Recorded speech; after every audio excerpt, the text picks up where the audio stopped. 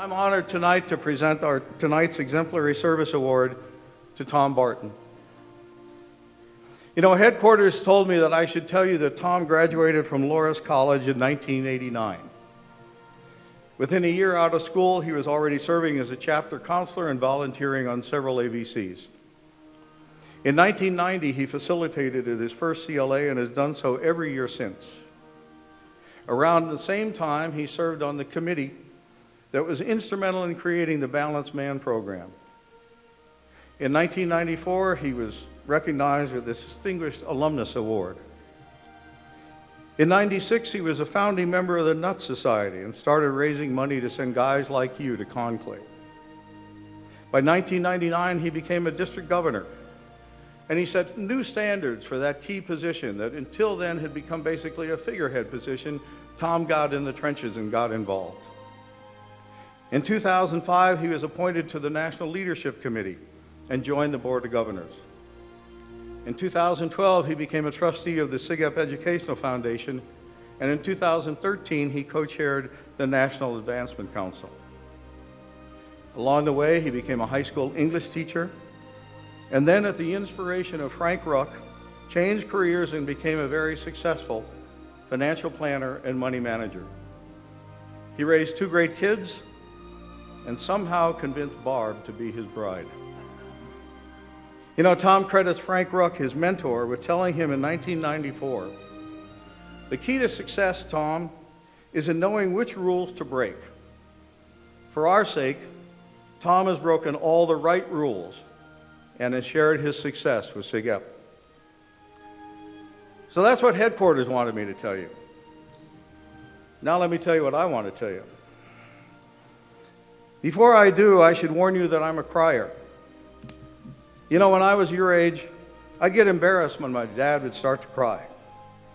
I thought it was a sign of weakness. But someday all of you are going to understand. When you get older, there are 2 things you're going to experience. 1, you'll have the strength to cry more. 2, it takes longer to pee.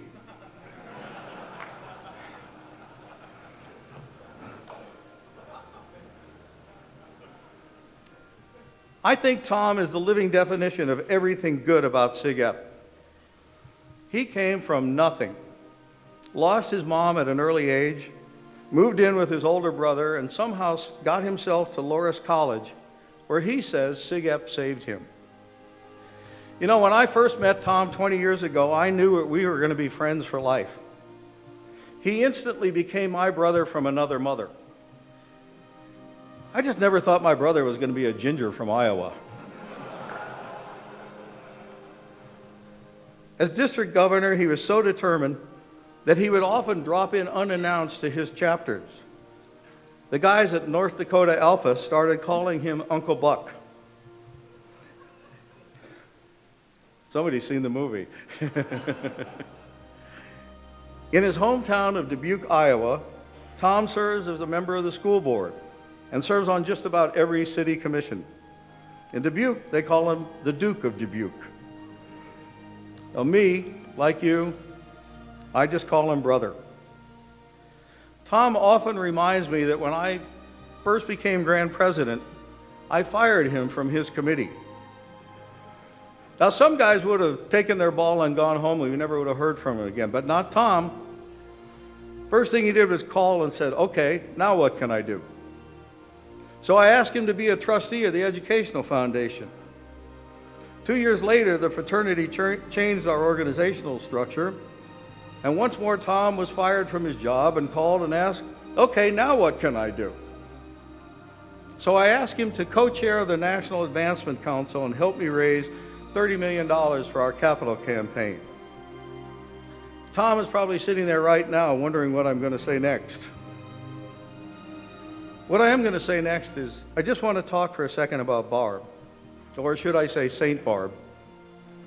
You know, as you all go through life, I hope all of you are lucky enough to find a partner as supportive of SigEp as Barb Barton. Together, they're quite a team, and they are definitely a team. Every decision, every meeting, and every gift to the fraternity they make together. And there have been quite a few gifts. You know, some people seek attention for what they do and what they give, and that's okay, that's fine. But that's not Tom and Barb. Every year for many, many, many years, they dig deep and they give generously to keep the lights on, help pay for CLA, help pay for RUC, the quest to Greece. No fanfare, no big deal. They just send in the checks. Now, for many of us, we know that the only place we'll ever see their name is on our SigEp heart. But tonight, we decided that's going to change. Yeah, tonight, Tom is receiving the Exemplary Service Award, but there's a part two. Last year, SigEp received the building behind Zollander House. By this June, it's going to house our foundation staff and our SigEp archives. Their conference rooms, meeting rooms, our director's office, and 2 offices dedicated to our silent annual giving staff. You know, Tom, many of your brothers know that you and Barb are the backbone of the annual fund. And they've made a financial gift to SigEp in your honor. So tonight, for your quiet, consistent, generous annual gifts, for your steady hand in raising money and twisting arms, for inspiring all of us, these offices will now permanently be named the Tom and Barb Barton Annual Giving Offices.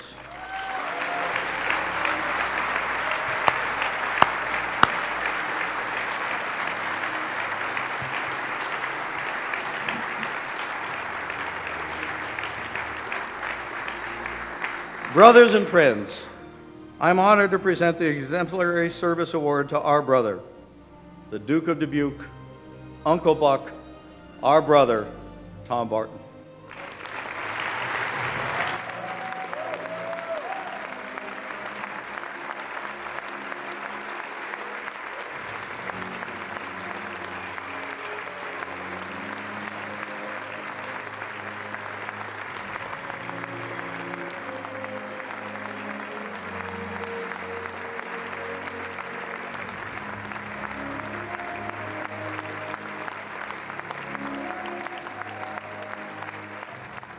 Thank you so much to those involved with the nomination process. I know there were a bunch of people.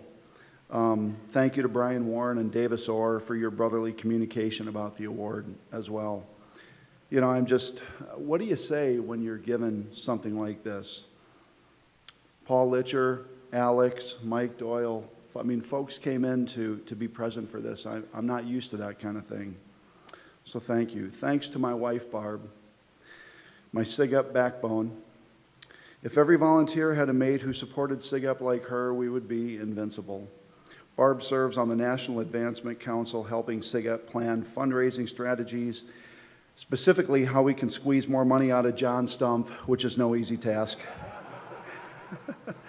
I've got to give a shout out to my 3 chapters that I've worked really extensively with. Now at Iowa back in the day, we did some pretty special things too. There are 3 chapters that I've had an extra hand in. Certainly my own chapter at Loras, and then UW-Platteville and Northern Iowa as well, chapters that I had a hand. You let me be a part of getting started with your chapters, so I'm very proud of those chapters, so thank you so much. I'd like to thank my kids for support. They're not able to be here. You know, my son Matt graduates high school this year, and he'll be heading off to Northern Iowa, and hopefully Iowa Theta this fall. My 16-year-old daughter Katie knows that she better marry a SigEp. But if any of you guys go near her, I'll kill you. I am not afraid to go back to prison. True story. When my kids were really, I'm serious. When my kids were really young, I honestly convinced them that Santa Claus was a SigEp. Borderline child abuse. I finally told them before they went to school and started telling their friends or something, which would sound kind of stupid, but yeah. I really, really, really love you guys. Stacy Nicodemus asked me how many tables I needed reserved for friends and family, and I told her about 100, because in addition to Barb and the kids, this is my family. Seriously.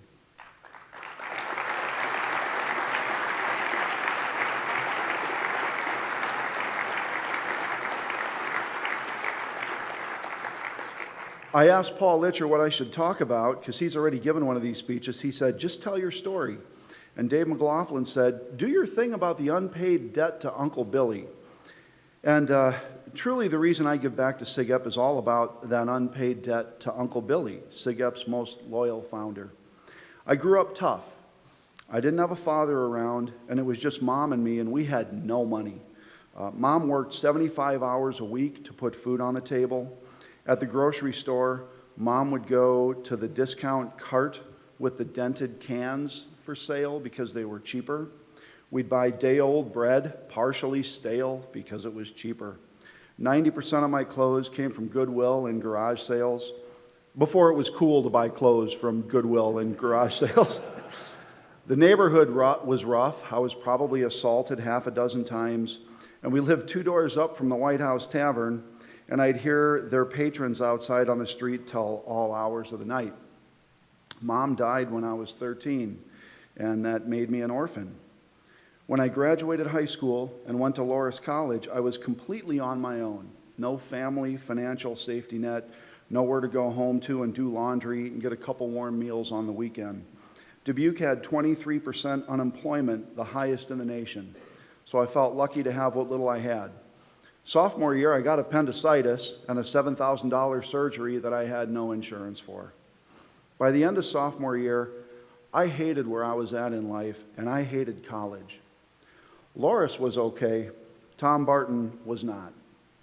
I had a couple SigEp buddies, though, Tim Judge and Tracy Himes, who seemed to be having a lot of fun. That was it. SigEp didn't recruit me, I recruited them.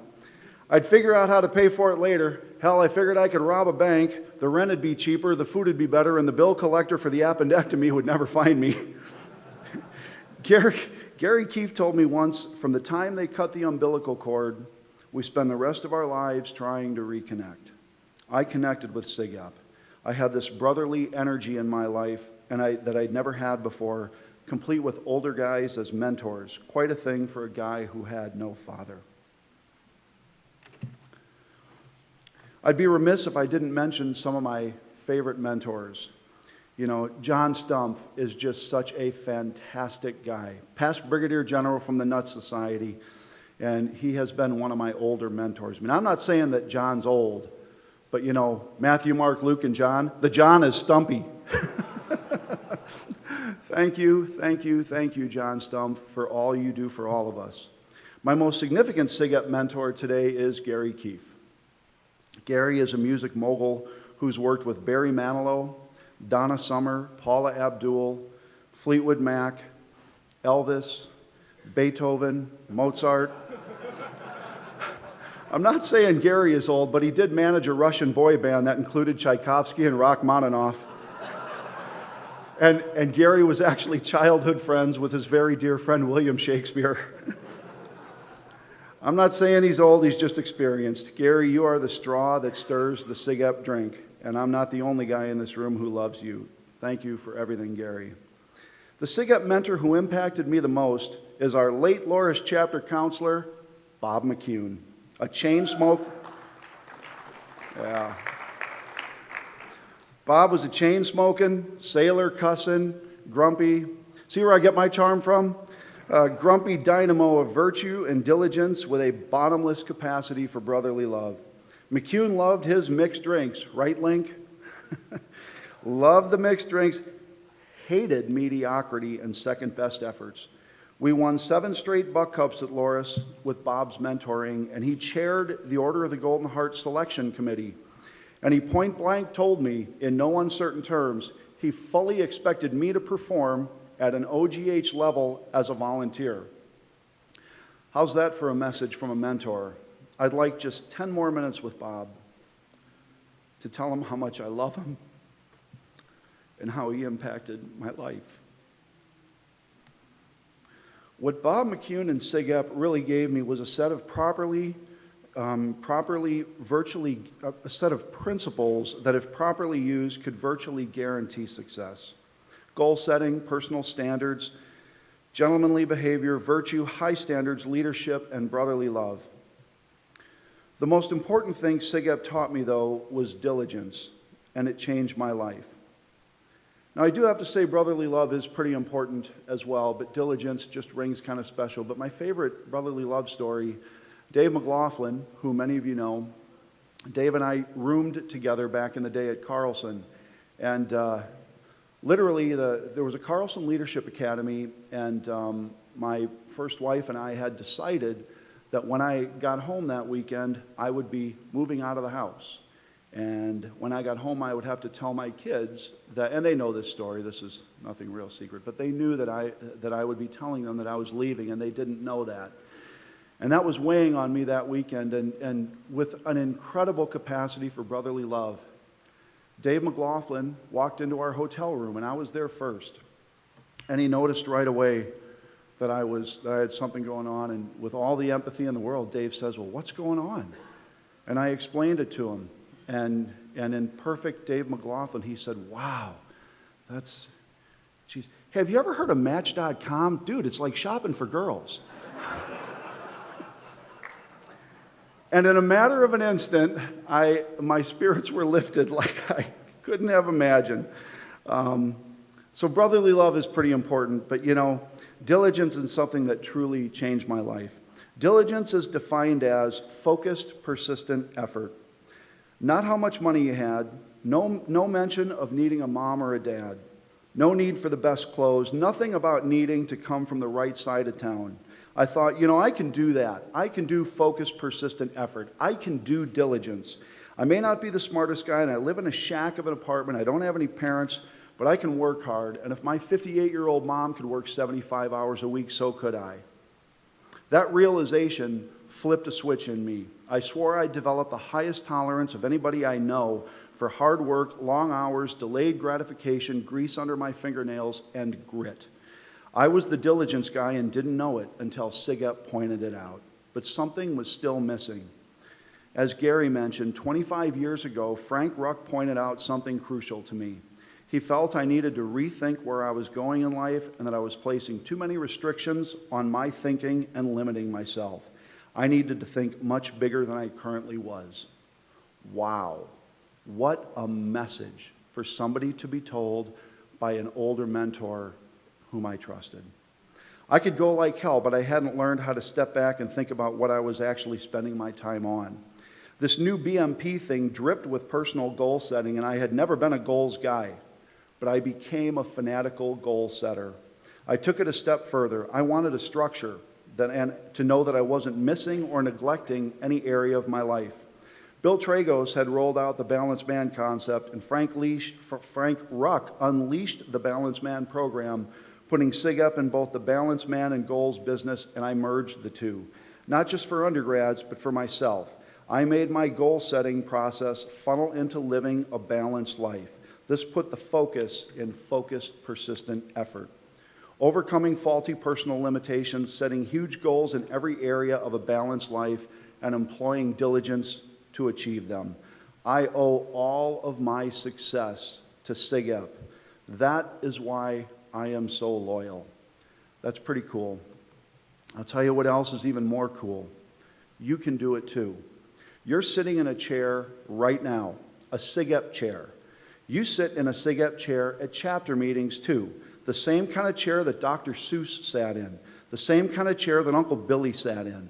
Bob McCune, Ted Benkin, Bert Bullock, John Abraham, Ken Maddox all sat in a chair like that. Frank Ruck, Bill Tragos, Gary Keefe, John Hartman, Buchanan, Zollinger, the same chair John Goodman sat in. Fred Turner from Drake, Arena Football founder Jim Foster from Iowa, Michael Rapaski from Ohio. Wait. Uh-oh. I was supposed to edit that last one out. Disregard that last one, sorry. Free Arc from Illinois, Hanson, Stanley, Bartley from Iowa State, Carlson from Minnesota, millionaires, billionaires, great educators, social agents of change, political leaders, guys who changed the course of American history, and a whole bunch of guys on the SigEp Needs Heroes sign right over there who are here tonight. They were 20 years old once, and sat in the same kind of SigEp chair you sit in right now, and they discovered diligence, that perspiration is more important than inspiration, that if you want milk, you don't sit on a stool and hope a cow backs up to you, that successful people set goals, that the elevator to success is broken, but the stairs are open, that there's no traffic jam on the extra mile, and there's a standing invitation for you to join them in greatness. The price of admission is diligence. Every one of you in this room can be great because every one of you can be diligent. One last thing that's cool, the McAuliffe Society. Nuts. I obsessed for 4 years about what to call that crazy thing, and then one day I was looking through the Lifetime Responsibility of Brotherhood, and it leaped out of the pages at me. And that was our good friend, Anthony Nuts McAuliffe. Not only did he have a cool name, but Anthony Nuts McAuliffe was the embodiment of diligence. Brother Nuts McAuliffe's refusal to surrender to the Nazis at the Battle of the Bulge in World War II was the nail in the coffin of Hitler. We honor Brother McAuliffe today because of his diligence. True story.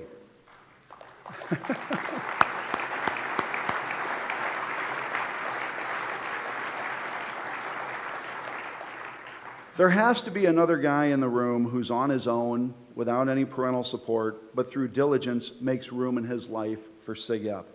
I would love to hear your story. Hunt me down tonight, please, right after this event, so that we can trade notes and I can hear a little bit about how you're doing, maybe some of the same things that I did. That would really mean a lot to me. I'll end with this. I call my loyalty to SigEp my ever unpaid debt to Uncle Billy. When I think I've finally paid back Uncle Billy, something else really good happens in my life because of SigEp, and the debt grows higher. How do I properly thank an organization that reconfigured my value system and my direction in life, that helped me transition from education to business through conversations with SigEps, names like Jeff Prouty, Dan Craninger, Richard Spoon, Pat Farrell, Jay Hurt, Bob Graper, Kevin O'Connor, Mark Davis. Those guys all taught me how to make the leap from education to business. My associate financial advisor at Barton Wealth Management is SigEp Danny Moore. My operations manager, Sarah Spires, is the sister of my old SigEp buddy, Todd Feltis. Without SigEp, I wouldn't be the entrepreneur, community leader, the husband, the father that I am. How do I repay that debt? The answer is, I really can't. But I'll keep making the minimum payments with a diligent, exemplary service. I love you guys.